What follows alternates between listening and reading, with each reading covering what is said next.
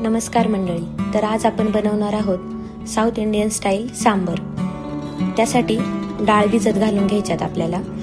Mix डाळी मी 15 ते 20 मिनिटं भिजत घालून घेतल्यात. त्यानंतर आपल्या आवडीच्या भाज्या कापून घ्यायच्या.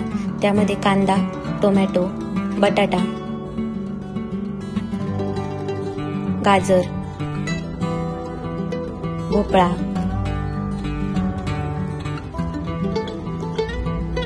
आणि शेवगा मी कापून घेतलाय. त्यानंतर कुकरमध्ये सगळ्या कापलेल्या भाज्या,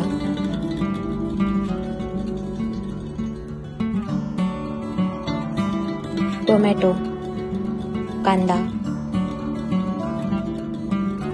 हळद, पाणी,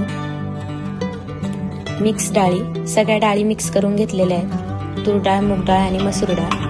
चवीपुरतं मीठ घालून शिजवून घ्यायचं.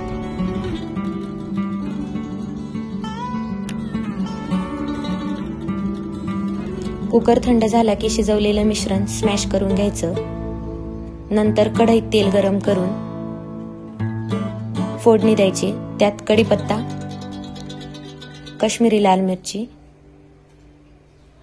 जिरं, मोहरी, आलं लसूण पेस्ट, हिंग, काश्मीरी लाल मिरची पावडर. त्यात शिजवून स्मॅश केलेली डाळ व भाज्या घाला.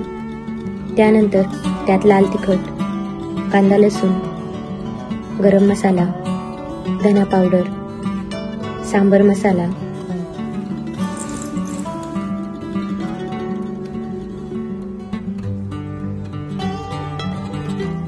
गूळ, चिंचेचा कोळ,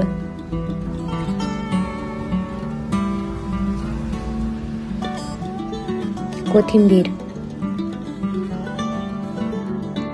व चवीपुरते मीठ घालून सांबर चांगले उकळून घ्या. पहा, गरमागरम सांबर रेडी झाला आहे. हे सांबर आपण उत्तप्पा, इडली किंवा डोसा सोबत सर्व करू शकता. जर आपल्याला ही रेसिपी आवडली असेल तर लाईक, शेअर आणि सबस्क्राईब करा व पुढील नवीन रेसिपींसाठी बेल आयकॉनवर क्लिक करा.